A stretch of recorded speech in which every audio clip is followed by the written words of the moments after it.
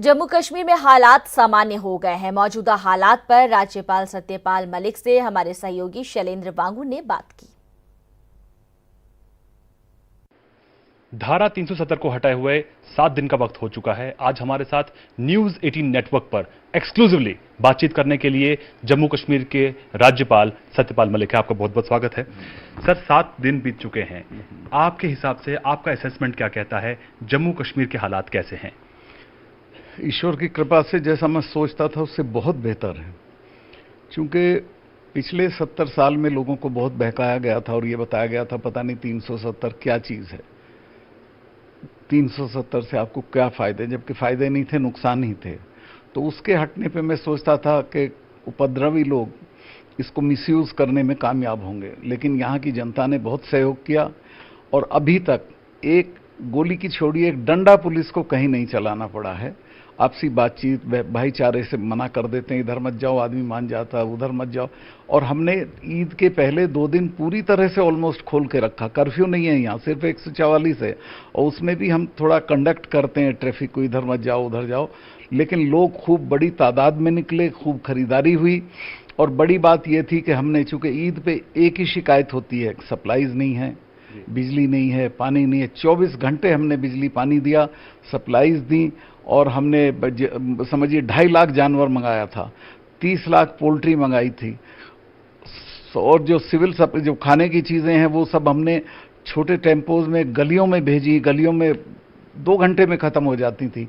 इसके अलावा हमने जो 1600 कर्मचारी राउंड द क्लॉक इस ड्यूटी पे थे कि बिजली पानी की कोई दिक्कत ना हो। दवाइयों का, मैं खुद अस्पतालों में गया, 2 अस्पतालों में मैंने देखा राउंड द क्लॉक डॉक्टर्स वहां थे। उनके लिए हमने बसेस लगाई हुई थी घर जाने के लिए और उनके दवाइयां सब फ्री थी, बढ़िया इलाज हो रहा था, कहीं कोई शिकायत नहीं थी। और पूरे आप समझिए कि ईद की शाम तक और अभी तक कहीं एक जरा सी भी, जिसको सीरियस किस्म की वायलेंस कहते हैं, कहीं कुछ नहीं हुआ है। और मैं इसके लिए कश्मीर के लोगों को ही धन्यवाद देना चाहता हूं। हाँ, जरूर मैं सिक्योरिटी फोर्सेस को भी, और आपको जान के हैरत होगी कि जो कश्मीर की हमारी पुलिस है उसमें जो माइनॉरिटी के लोग हैं, किसी ने भी छुट्टी नहीं मांगी थी ईद के लिए। उनके साथ मिलके हमारे अफसरों ने वहीं ईद मनाई, बड़ा खाना हुआ, सब हुआ, सब लोगों ने एक्सीलेंट बिहेवियर किया। सर, बात करें 370 की, अब क्योंकि सरकार ने यह बहुत बड़ा फैसला ले लिया है, लेकिन अब 7 दिन बीत चुके हैं, सरकार का ब्लूप्रिंट क्या है? आगे क्या होगा कश्मीर के लिए, आवाम के लिए, उनके विकास के लिए? देखिए, जो प्रधानमंत्री जी की स्पीच हुई है 80-90% तो उससे सारा कोहरा छट गया है, लोगों की समझ में आ गया। बेसिक इंटेंट, जो बेसिक नियत है प्रधानमंत्री की, वो ये है कि जम्मू कश्मीर को तरक्की की तरफ ले जाया जाए, जम्मू कश्मीर को नौजवानों को सौंपा जाए, पॉलिटी में, राजनीति में वो लोग आएं और इसको संभालें।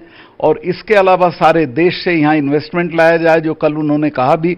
और आपको जान के अच्छा लगेगा कि मुकेश अंबानी ने अपने को कमिट कर दिया कि मैं लद्दाख और जम्मू कश्मीर में इन्वेस्ट करूंगा। और इस तरह की बहुत क्वेरीज आ रही हैं। अभी हमारी इन्वेस्टमेंट समिट होने वाली है और हम ये उम्मीद करते हैं कि बड़े पैमाने पर देश भर से, विदेश से भी लोग यहाँ इन्वेस्ट करने आएंगे। नौजवानों को रोजगार मिलेगा। हम फौज की, पुलिस की, बीएसएफ की और सरकारी दफ्तरों की सब भर्तियां खोल रहे हैं। यहाँ के बच्चों का हम कोई हक नहीं मरने देंगे। दाखिलों में हमें डोमिसाइल लगाना होगा, वो लगाएंगे। और जितना डेवलपमेंट हमने अदरवाइज भी 1 साल में बहुत किया, इतना जितना 5-5 साल की सरकारों ने नहीं किया। मैंने पिछले 6 महीने में 52 कॉलेज दिए, 50 में अभी देने जा रहा हूं। जूनियर हाई स्कूल्स थे, उनको हमने 238 को ओवरनाइट अपग्रेड किया। जितने यहाँ रुके हुए काम थे, सड़कों के, नाली के, पुल के, नहरों के, उस सब में हमने बड़े पैमाने पे बैंकों से लेके रुपया दिया और वो मुझे लगता है 6 महीने में सब योजनाएं कंप्लीट हो जाएंगी। हमने अपने अफसरों को गांवों में भेजा, उनको, जिसका बहुत बढ़िया रिएक्शन हुआ। पीएम ने अपनी स्पीच में उसका जिक्र किया है। गांव से वो हमने उनको एक परफॉर्मा दिया था, क्या काम हुआ, क्या नहीं हुआ, कौन योजना लागू हुई, किसी को वृद्धावस्था पेंशन मिल रही है कि नहीं, प्रेग्नेंट औरत को सुविधा है कि नहीं, तो वो सब लाएं, उसका असेसमेंट कर रहे हैं। जरा से दफ्तर वगैरह खुल जाएं, उसको पूरा करके फिर गांवों में जाएंगे।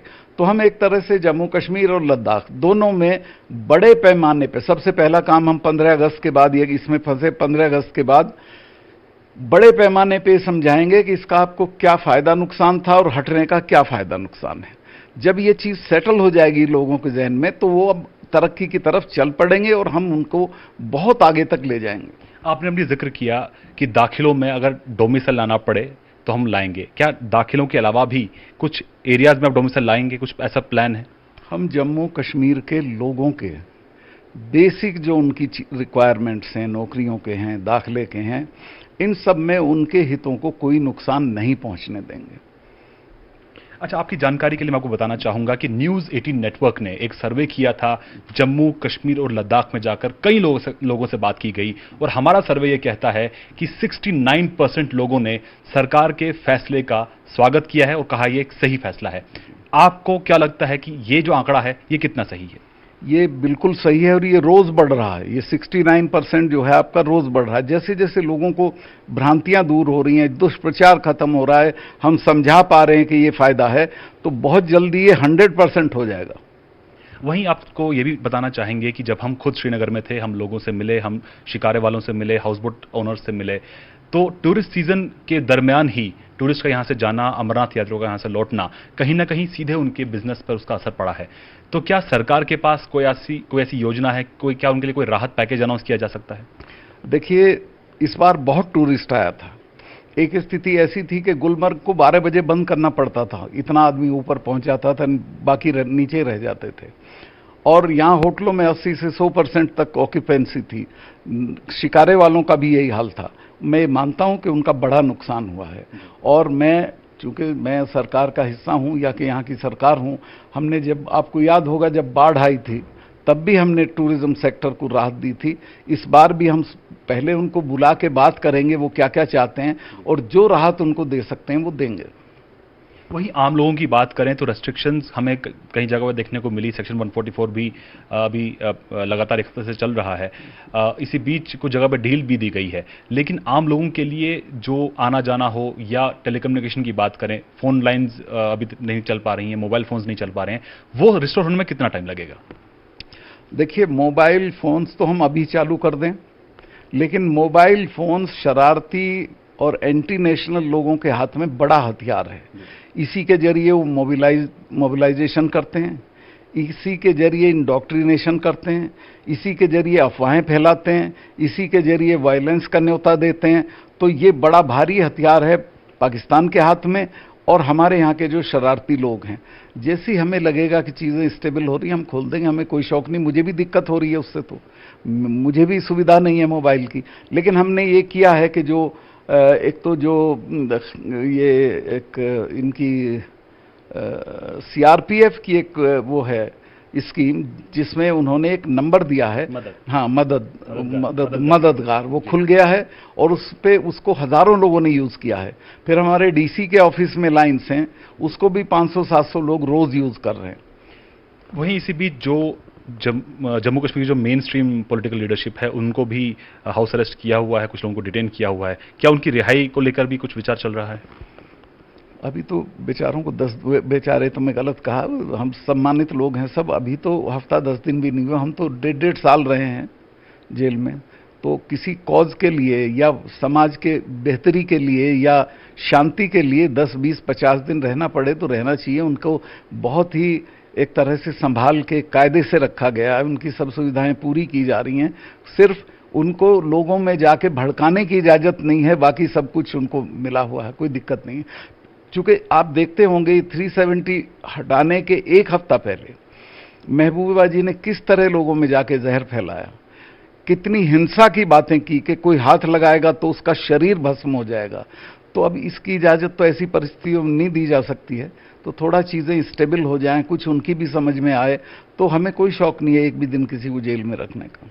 वहीं आपने ये भी कहा कि युवाओं को भी मौका मिलना चाहिए कि वो राजनीति में आए, तो क्या तस्वीर बदलेगी उससे? अगर युवा, कश्मीरी युवा, आम जो लोग हैं, अगर वो पॉलिटिक्स में आते हैं, तो जो एक ट्रेडिशन यहाँ चलता आ रहा है, 2 ही परिवारों से यहाँ पर सीएम बनते आ रहे हैं, तो क्या उससे तस्वीर बदलेगी? देखिए, कश्मीर का सौभाग्य होगा अगर यहाँ के लड़के आगे बढ़ के और इसकी बागडोर अपने हाथ में ले लें। और कश्मीर देश का टॉप स्टेट होगा अगर लड़कों के हाथ में। आपने देखा जेपी के मूवमेंट में जो नई लीडरशिप सब स्टेट्स में आई, उन्होंने कितना कमाल किया, कितने अच्छे अच्छे लोग उसमें आए, खराब भी आए एक आध, लेकिन ज्यादातर अच्छे लोग आए और उन्होंने अपनी अपनी स्टेट्स को संभाला, पॉलिटी को शुद्ध किया, ठीक किया। यहां भी अगर नए लड़के आते हैं, नए लोग आते हैं, और मुझे लगता है जनता भी ये चाहती है कि चेंज हो, क्योंकि पुराने लोगों से मैं ये मेरा काम नहीं है मैं उन पे कमेंट करूं, लेकिन आप सड़क पे पूछ सकते हो, लोग इसको वेलकम करेंगे अगर नए लोग आके राजनीति को अपने हाथ में लें। वहीं कांग्रेस विपक्ष की तौर से लगातार बयानबाजी हो रही है और अभी आपने देखा भी होगा कि पूर्व गृह मंत्री चिदम्बरम की तरफ से भी एक बयान आया था, उस पर आप क्या कहेंगे? देखिए साहब, कांग्रेस मुझे लगता ही नहीं पार्टी की तरह बिहेव कर रही है। कांग्रेस के बहुत जो अच्छे लोग माने जाते हैं उन सबों ने 370 की सपोर्ट की है। कांग्रेस के जो सदैव कांग्रेस के लिए जो ऐसे लोग हैं जिनके बयानों से कांग्रेस का सत्यानाश होता है, वो हमारा विरोध कर रहे हैं। और कांग्रेस को खुद समझ में नहीं आता क्या करना चाहिए, और वो इस बात से साबित होता है कि जिस दिन इस पे बहस हो रही थी, उनका जो ओपोजिशन का लीडर था, उनकी पार्टी का जो लीडर था हाउस में, उससे उन्होंने भाषण कराया। उसके पास भाषा नहीं थी, ठीक से बोल नहीं पाता है, और उसने इतनी खराब एंटी नेशनल इलॉजिकल बातें की कि कांग्रेस उसी दिन, आप समझ लीजिए, कांग्रेस का सत्यानाश हो गया था। अगर मुझे कैंपेन करना हो कांग्रेस के खिलाफ तो कुछ नहीं कहूंगा, ये कहूंगा ये 370 वाली पार्टी है। और ये अपने राहुल गांधी टेलीफोन पे खेल रहे थे, उनकी मां ने जरूर टोका, लेकिन वो इफेक्टिवली टोकना चाहिए था, उसको शटअप करके बिठाती और फिर खुद बोलती या राहुल बोलते। राहुल को खुद बोलना चाहिए था इस इश्यू पे। उसने समझा कि इतना अनइम्पॉर्टेंट इश्यू है कि वहां से बंगाल से लाके किसी को बुलवा दिया जिसको कोई जानकारी नहीं है इश्यू की, जिसको कोई समझदारी नहीं है कश्मीर के सवाल की। तो वही बात करें पाकिस्तान की, तो पाकिस्तान लगातार भारत के कदम को लेकर बौखलाया हुआ है। तरह तरह के उसने कदम उठाए हैं, राजनयिक संबंध तोड़ने की बात की गई है, ट्रेड रोकने की बात की गई है, ट्रेनें रोकी गई हैं। तो ऐसे में अब एक बार फिर धमकी दे रहा है पाकिस्तान की इस मुद्दे को लेकर वो अंतर्राष्ट्रीय मंच पर जाएगा। देखिए, अंतर्राष्ट्रीय मंच पे उसको कोई सपोर्ट मिली नहीं है। कल मैं उसके फॉरेन मिनिस्टर का बयान सुन रहा था किसी फोरम पे, वो कह रहा था हमें कहीं से कोई मदद नहीं मिली है, कोई हमारे लिए माला लेके नहीं बैठा हुआ है, हमें नए सिरे से जद्दोजहद करनी पड़ेगी, यानी कि यहाँ वायलेंस करानी पड़ेगी, इसको एक इशू बनाना पड़ेगा। तो वो ये समझ लें कि ये 2 महीने पहले का हिंदुस्तान नहीं है, ये बदला हुआ हिंदुस्तान है। वो अगर कोई किसी भी तरह का एडवेंचर बॉर्डर पे करेंगे तो उनको ऐसा पनिशमेंट मिलेगा कि फिर वो कभी सर नहीं उठा पाएंगे। और यहां जो उन्होंने भेज रखे हैं या भेजेंगे, उनके साथ हम बहुत इफेक्टिवली डील करने वाले हैं। 370 हटने के बाद टेररिज्म का यहां कोई फ्यूचर नहीं है, उसको हम डेसिमेट कर देंगे। वही बात करें सीमाओं की, तो क्या सीमाओं पर माहौल शांत है? इस वक्त कोई हलचल दिखाई दे रही है या कोई शेलिंग हो रही है आपको? क्योंकि जेएनके का बहुत सा इलाका आईबी और एलओसी के पास पड़ता है। आईबी नहीं, आर्मी के लोग भी आते हैं, मैं मिलता हूं, बात करता हूं, जानकारी होती है। उनका जो टॉप ब्रास है वो आजकल बॉर्डर पे उसकी बहुत एक्टिविटी देखी गई है, वो घूम रहे हैं सब लोग। वो हाँ, वो सिर्फ अपने सिपाहियों का हौसला बढ़ाने के लिए। लेकिन हम कोई भी चीज रूल आउट नहीं करते हैं, कोई एडवेंचर वो कर सकता है, पर लेकिन हमारी इतनी तैयारी है कि हम उसका सामना करने के लिए नहीं, बल्कि अंदर घुस के पनिश करने की हालत में है। वहीं बात करें राज्य में चुनाव की, तो क्योंकि अब एक बड़ा कदम ले लिया है मोदी सरकार ने, तो इसके बाद राज्य में चुनाव कराने के लिए क्या तैयारी है? कब तक ये चुनाव हो पाएंगे? देखिए, अब एक वो कमीशन बनेगा जो डिलिमिटेशन कमीशन के नाम से जाना जाएगा, और सीटों का डिलिमिटेशन होगा। यहाँ आरक्षण भी नहीं था, वो भी होगा, SC ST का सीटों का। वो सब आइडेंटिफाई होके उसमें जो भी टाइम लगेगा 4-6 महीने, उसके फौरन बाद चुनाव हो जाएंगे। हम चुनाव के पक्ष में हैं, चुनाव के खिलाफ नहीं है। तो ये कह सकते हैं कि चुनाव कराने से पहले जम्मू कश्मीर में डिलिमिटेशन कराना जरूरी है। वो तो होगा ही, वो तो हो गया, वो तो मैंने सेंटर ने कह दिया, बोल दिया है जी।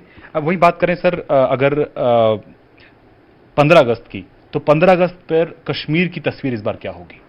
देखिए, 15 अगस्त कश्मीर में जैसे मनाया जाता था उसी तरह मनाया जाएगा, बल्कि उससे ज्यादा जोश से मनाया जाएगा। हम वहीं मनाएंगे जहां पिछले साल मनाया गया था या जहां मनाया जाता रहा है, और उसमें बड़े पैमाने पर शिरकत होगी। सब जगह हमारे सरपंच लोग गांवों में मनाएंगे, और हमारे लिए एक त्योहार, एक उत्सव के तौर पे हम इसको मनाएंगे। हमसे बात करने के लिए बहुत बहुत शुक्रिया। तो ये थे जम्मू कश्मीर के राज्यपाल सत्यपाल मलिक। मैं 1 मिनट आपका ये लेना चाहूंगा कि ईद 2.5 दिन चलती है, तो अभी ईद चल रही है। मैं आपके माध्यम से जम्मू कश्मीर, लद्दाख, कारगिल, सब जगह के जो बिलीवर्स हैं, जो अल्लाह को मानने वाले लोग हैं, जो मुसलमान भाई हैं, उन सबों को ईद की मुबारकबाद देना चाहता हूं और फिर उनसे रिक्वेस्ट करता हूं कि वो यकीन लाएं भारत की सरकार में और शांतिपूर्वक ईद मनाएं अपने पड़ोसियों के साथ। धन्यवाद। हमसे बात करने के लिए बहुत बहुत शुक्रिया। तो ये थे जम्मू कश्मीर के राज्यपाल सत्यपाल मलिक। कैमरामैन अयूब के साथ शैलेंद्र वांगू, न्यूज 18 नेटवर्क, श्रीनगर। रुकेंगे यहाँ पर एक और छोटे से ब्रेक के लिए।